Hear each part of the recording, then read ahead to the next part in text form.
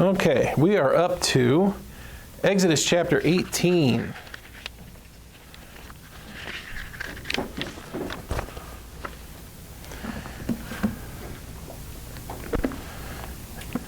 Exodus chapter 18.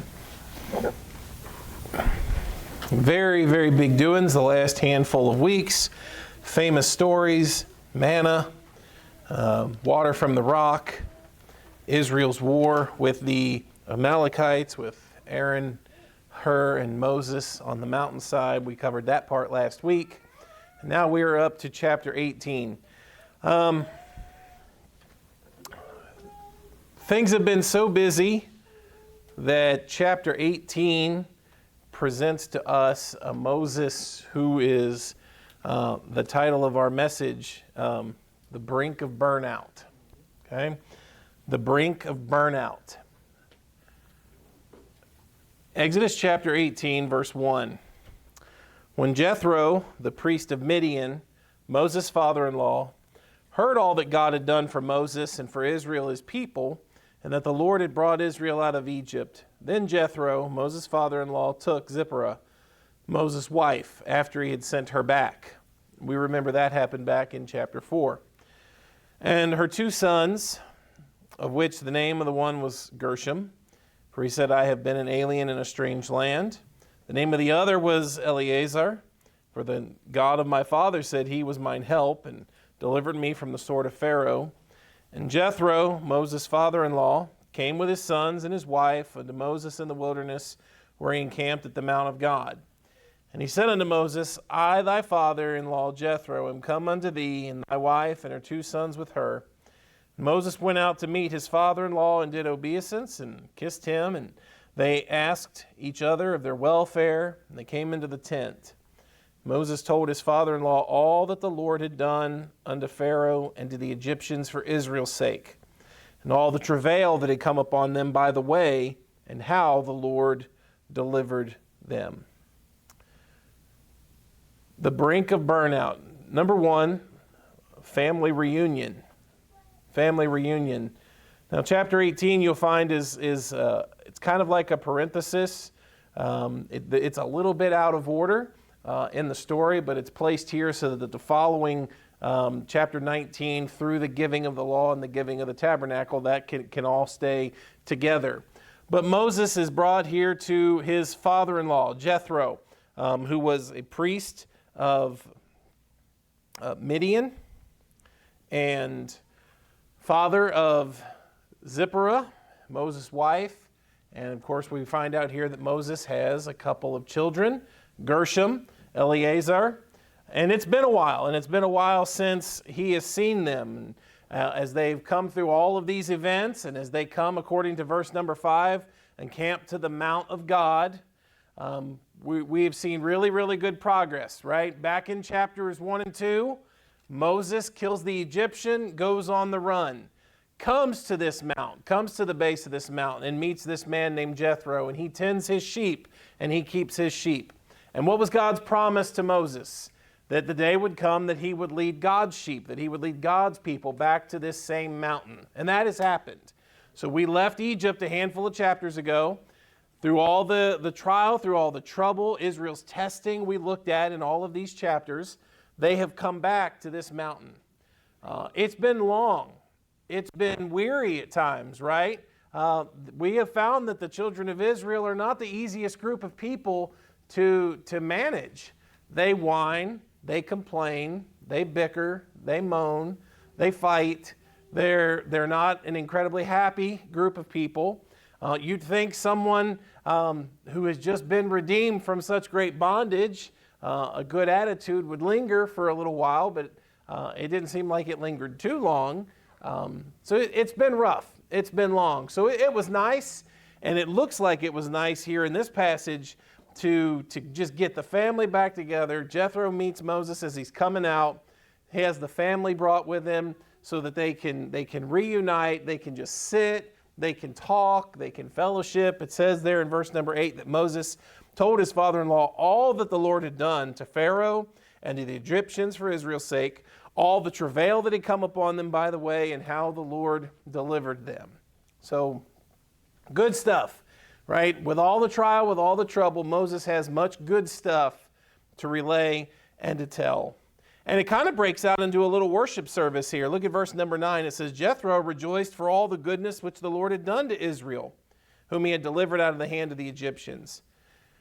And Jethro said, Blessed be the Lord who hath delivered you out of the hand of the Egyptians and out of the hand of Pharaoh, who hath delivered the people from under the hand of the Egyptians.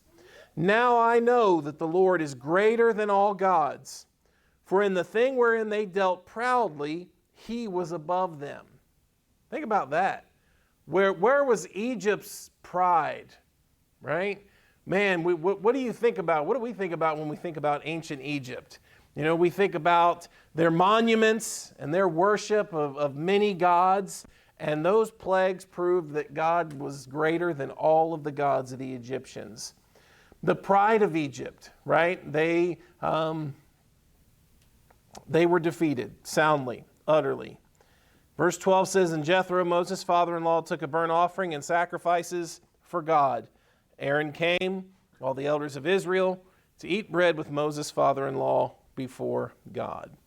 So this is good. Right here at the base of the mountain, just as God had promised, led them back. Moses is reunited with his family. A nice time of worship and reuniting. It's good to have those breaks. It's good to just be able to sit and talk and fellowship around the good things that God has done. Okay, don't miss that. Don't neglect to see that every now and then just to sit and fellowship and talk about the good things God has done in your life recently. That's good. It's good to get those breaks. It's good to get around and worship around those kind of things.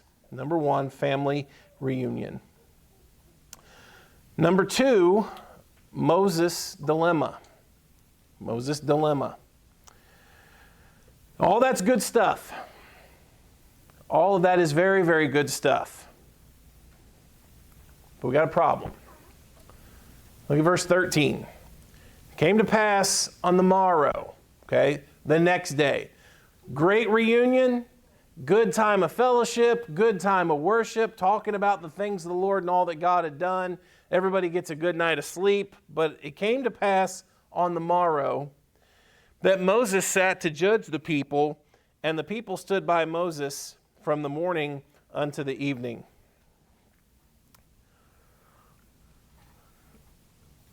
That's all day if you didn't read that in the verse, right? From the morning, that's all day. Moses is a busy man, okay? Moses is a very, very busy man. What we just read in verse number 8, right? All that the Lord had done unto Pharaoh and the Egyptians for Israel's sake, and all the travail that had come upon them by the way, right? The Red Sea, no water, bitter water, no food, no water, war, all of these different things that have come upon them, and it's just taken us a matter of weeks, right, to go through those things chapter by chapter, verse by verse.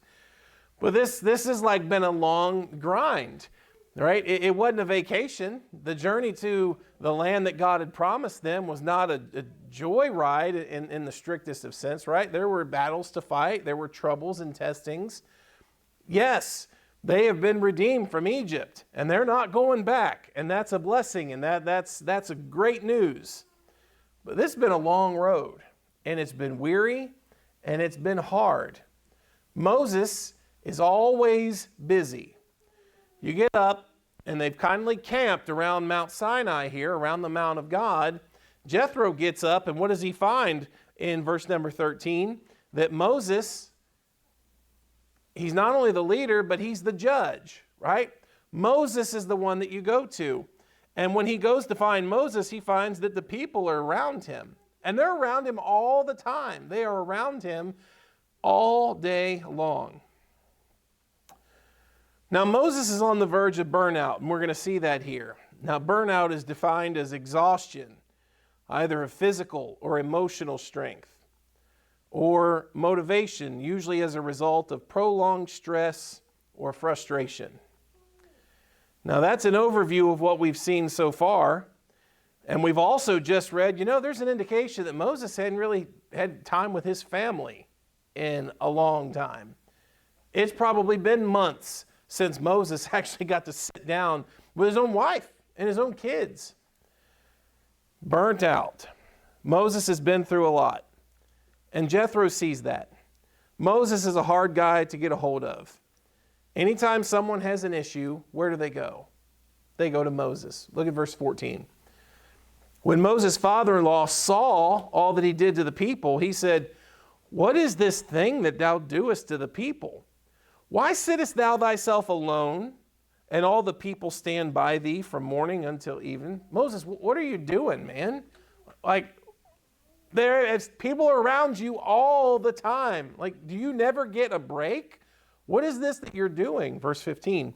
Moses said to his father-in-law, "Because the people come unto me to inquire of God. And when they have a matter, they come unto me, and I judge between one and another, and I do make them know the statutes of God and his laws."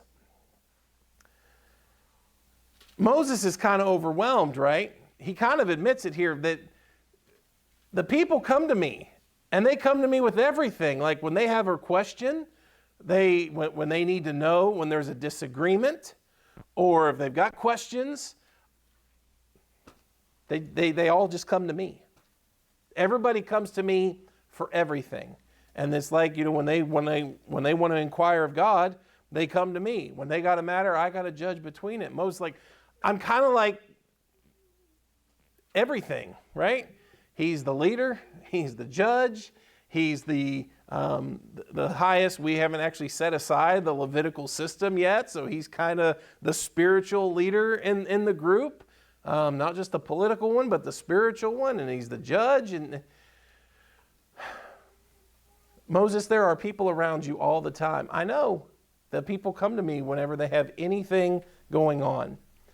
Now, that is an often overlooked or forgotten aspect of someone who's in charge or someone who's a leader, is just the demand on their time, the demand on their abilities, the demand on their emotional strength, the demand just on them. In the book of 2 Corinthians, chapter 11, 2 Corinthians chapter 11, Paul writes about his relationship here to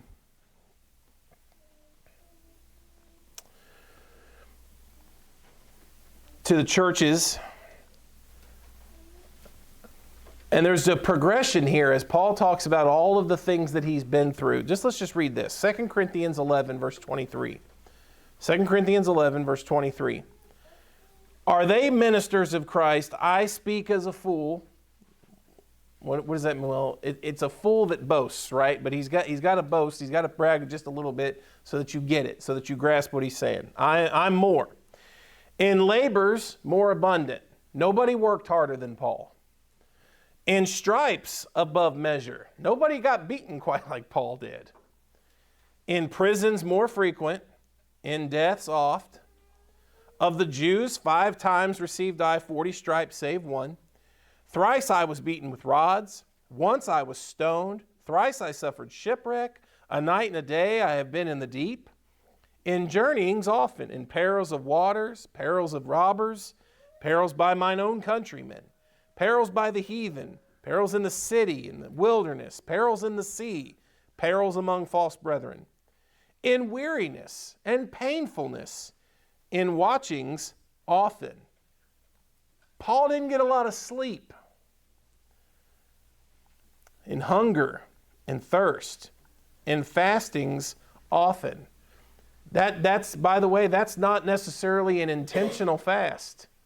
There's times that Paul did without, and his fast was, because he didn't have no food. "In cold and nakedness." Now listen to this. "Besides those things that are without, that which cometh upon me daily, the care of all the churches." Now that's one aspect, right?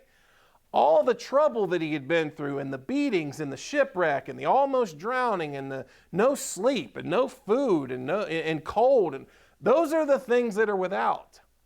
Now let me tell you about the things you can't see and that you don't see, you don't experience. There's no way to actually quantify this. The care of all the churches.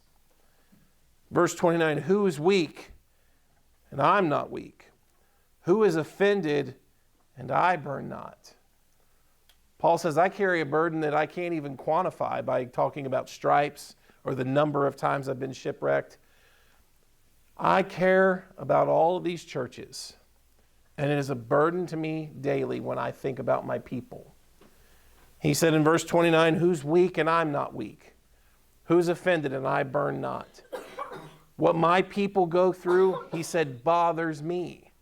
What people are enduring in the churches, that bothers me. I feel that.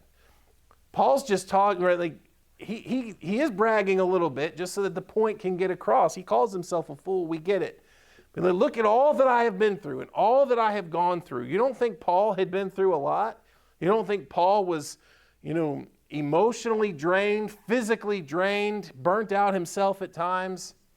And then you throw on top of it the churches and the people and the care that he had. Hebrews 13 verse 17 talks about, praying for those, being wise and responsible to those that God has given over you because they care for your souls. It's a burden, and it's often an unseen one, that people that lead get burnt out, that they struggle, that they waste themselves, they exhaust themselves physically, emotionally, and spiritually for the good of others, for the benefit of others. There are times that pastors and others they wear out. It happens to people, right? It happens to people at work, in physical jobs. It happens to people in spiritual jobs, right? I mean, think about the children of Israel. They're not exactly the easiest people to manage, right? We may not be always the easiest people to pastor, right? And Brother John has to deal with that.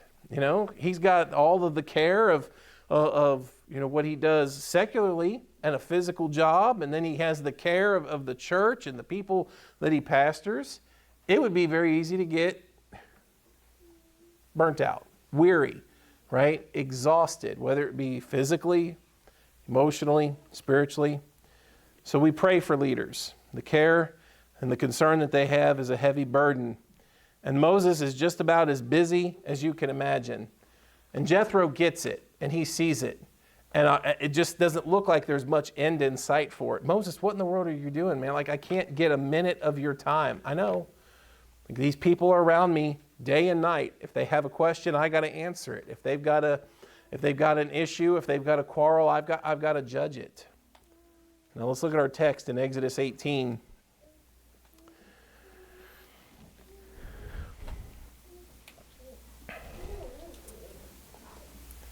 Number 3, fatherly advice. Fatherly advice.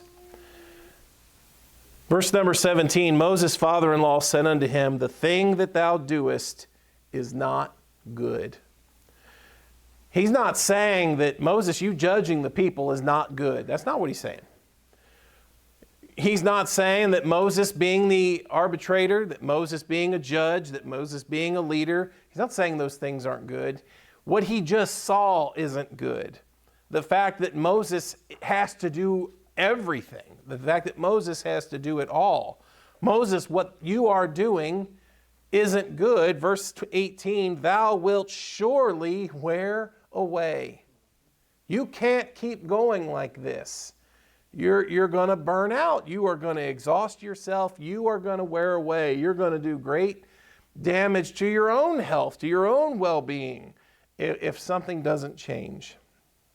Thou wilt surely wear away, both thou and the people that is with thee. For this thing is too heavy for thee. Thou art not able to perform it thyself alone. Fatherly advice. There's a few things here about this. First of all, he mentions here in verse number 18, weariness is a reality. Weariness is a reality. You're going to wear away. Even strong men can wear out. Physically and emotionally, as I said. But he also notes in verse number 18, thou wilt surely wear away both thou and this people. This isn't good for the people either, right? Now, why is that? Well, you and I understand this, right? Can you imagine if we had one court in the entire United States of America? One court. And it's got to handle 335 million people, right? Every single dispute, every single, from murder to traffic infraction, and it's got to one court has to handle everything. That's not good. That's not good for justice. What's one of our rights? As Americans, we have the right to a speedy trial, right?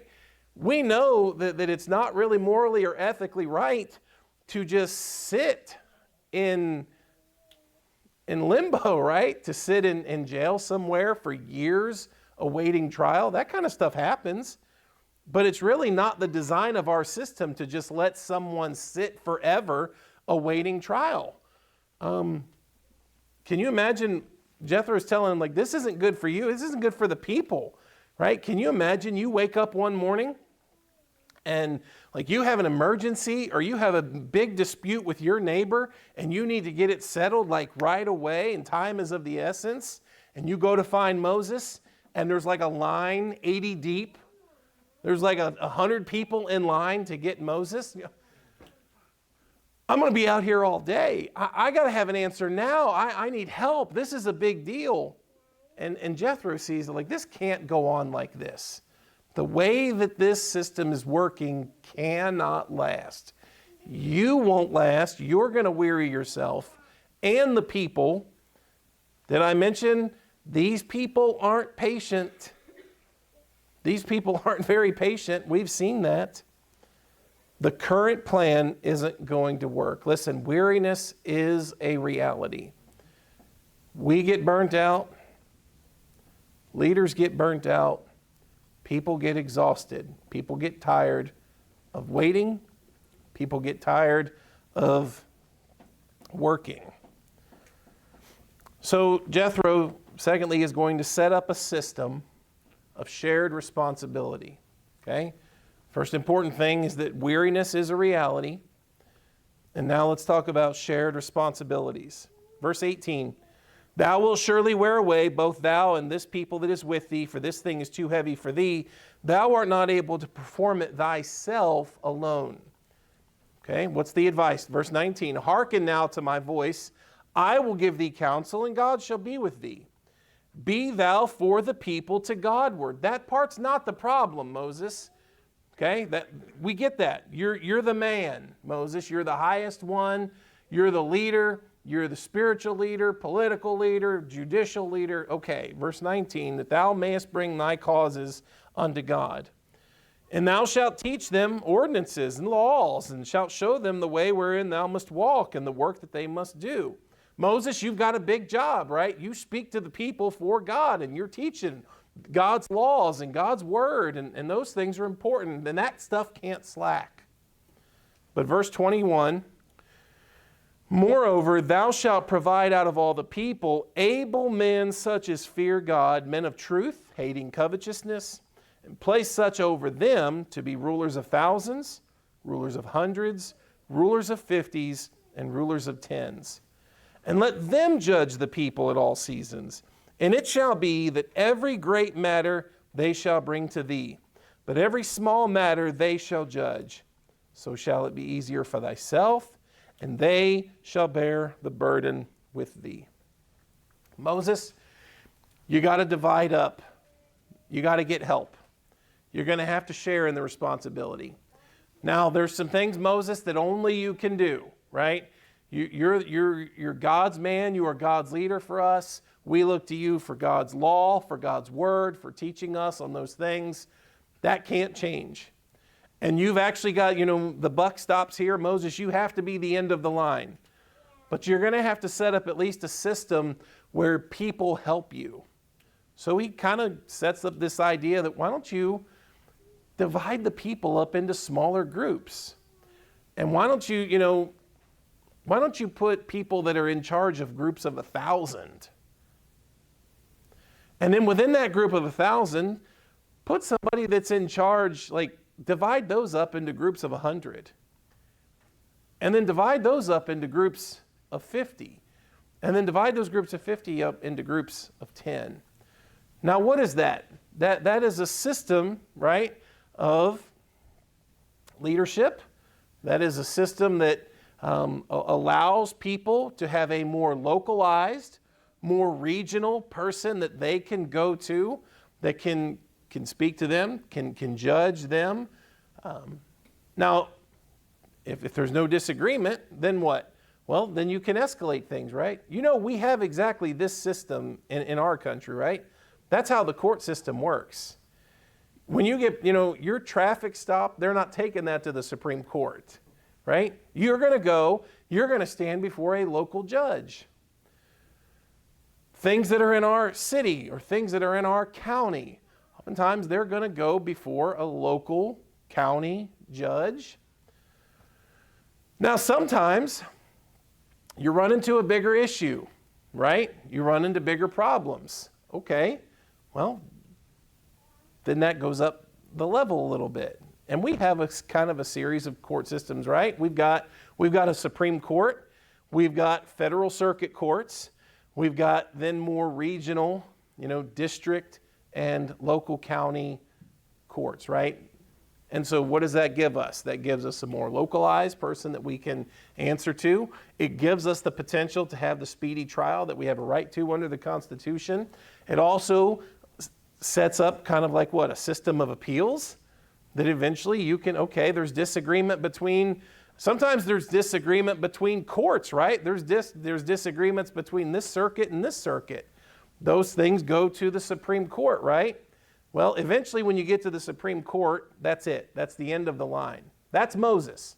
Moses is the end of the line. All of the big matters, what does it say in verse 22? Every great matter they shall bring unto thee, but every small matter they shall judge. Listen, Moses can't get into your family squabble, right? Brother John's kid called my kid a doo-doo head. Moses doesn't have time for that nonsense, right? They don't have... Moses, he's got bigger things to worry about in the leadership of the people and teaching God's laws, handling big things. If Moses has to intervene every time somebody gets called a doo-doo head, what's going to happen? Jethro's telling you, this can't go on like this. You're going to get weary. The people are going to get weary. This can't go on.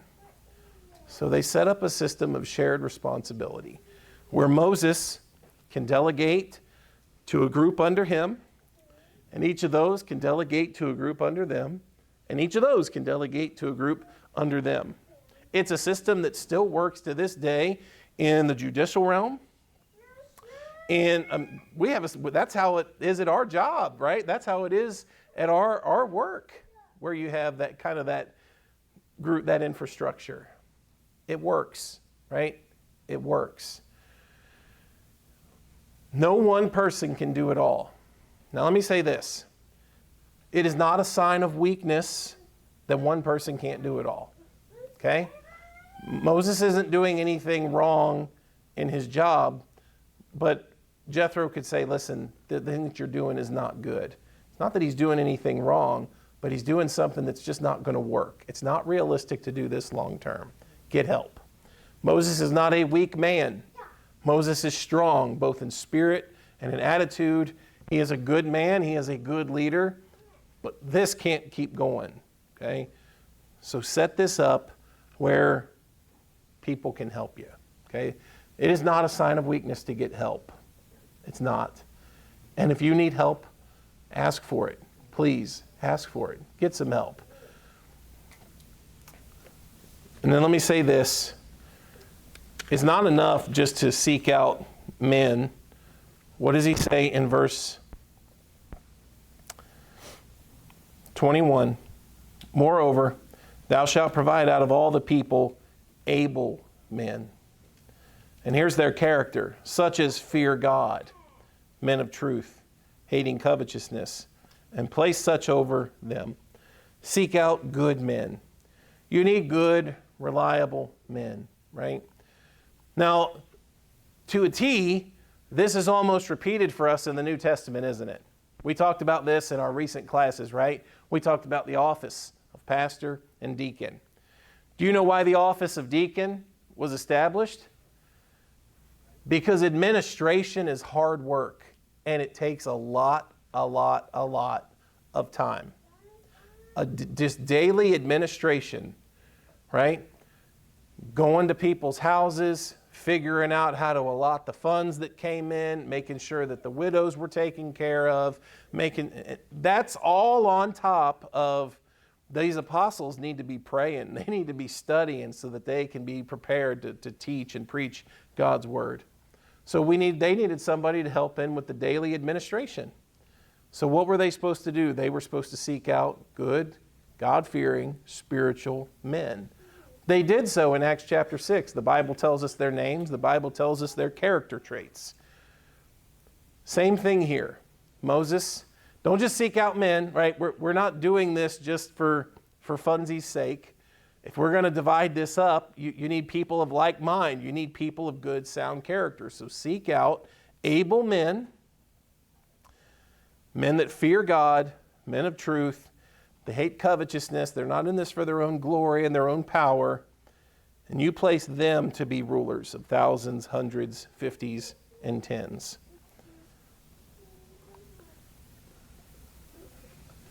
It's not a bad idea, is it? And it gets Moses the help that he needs. It surrounds Moses with able, trustworthy, godly men. And it can help fix some of the backlog and some of the stress that Moses is under. Now, it's hard to say this without it being taken as a slight. People are stressful. People aren't easy to deal with, right? I joked around about, hey, your kid called my kid a doo-doo head. Do not imagine for one moment that everything that they brought to Moses was like this, infinitely spiritual decision that needed to be made. No, these are people. And we've walked through the wilderness with them here for the last few weeks. They're not entirely the most spiritual group of people. But this will help. This will help. It'll help Moses. It'll help the people. It'll establish some structure. Verse 23, if thou shalt do this thing, and God command thee so, then thou shalt be able to endure. And all this people shall also go to their place in peace. I mean, you can't have a line lining up behind Moses 100 deep every single day. So Moses hearkened to the voice of his father-in-law and did all that he had said. Moses chose able men out of all Israel and made them heads over the people, rulers of thousands, rulers of hundreds, rulers of fifties, and rulers of tens. And they judged the people at all seasons. The hard causes they brought unto Moses, but every small matter they judged themselves. Moses let his father-in-law depart, and he went away into his own land. The Bible's just really good, got really good practical help and instruction at times. Like thus far, we've been really focusing in on the spiritual aspect of this, right? The water and the water from the rock and the spiritual warfare from last week and the manna and all of the spiritual lessons. And there's some of that in this. But listen, Moses is just exhausted. And this is just real down-to-earth practical help. Provided that when you seek the practical help, guard it right. Put some guardrails on it. If you're going to seek out men, seek good men. Seek good, spiritually minded men that fear God. Pick the right kind of candidates.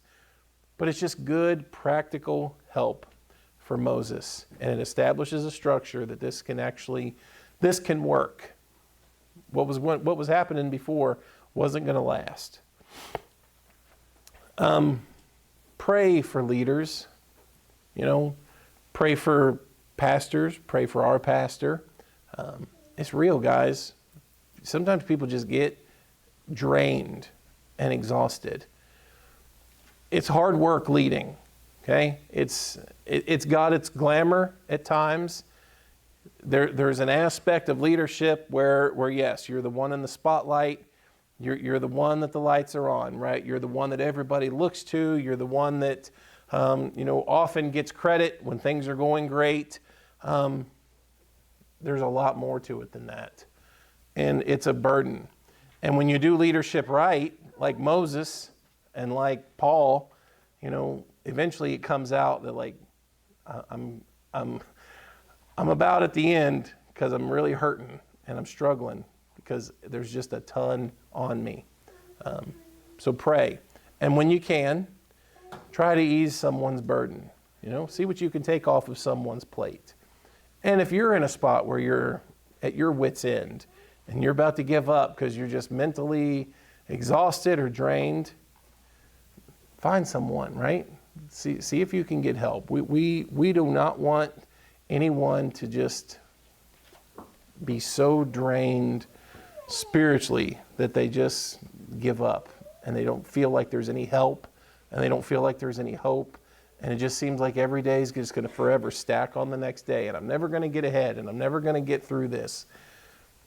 Let's be a help to each other. When folks are struggling, when folks are really at the edge and burning out, let's help them. Just a lot of good practical stuff there in chapter 18. And it's a good system. It's actually one that's still in use all around the world, even to this day, right? This kind of structure of leadership. All right. That is it for tonight. We will try to get into chapter 19 next time. Let's pray.